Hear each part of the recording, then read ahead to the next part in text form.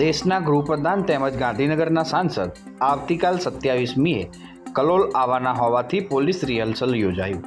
ભારતના ગૃહપ્રધાન અને ગાંધીનગરના સાંસદ અમિત શાહના ગુજરાત પ્રવાસ પૂર્વની તૈયારીઓને આખરી ઓપ અનુસંધાને રિહર્સલ યોજવામાં આવ્યું હતું. ગૃહપ્રધાન અમિત શાહ પોતાના સંસદીય વિસ્તારમાં કેટલાક વિકાસના કામોનું લોકાર્પણ કરશે.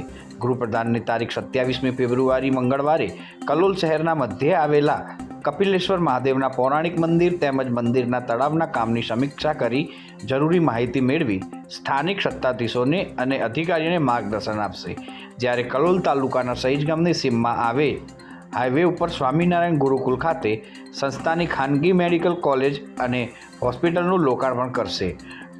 ઉપસ્થિત જનમેદનીને સંબોધન પણ કરશે. આજે રિહર્સલ મુજબ કેન્દ્રીય ગૃહમંત્રી, સુરક્ષા અધિકારીઓ અને સ્થાનિક જિલ્લા પોલીસ અધિક્ષકની હાજરીમાં સુરક્ષાલક્ષી વિવિધ તૈયારીઓને આખરી ઓપ આપવા માટે નિર્દેશો આપ્યા હતા.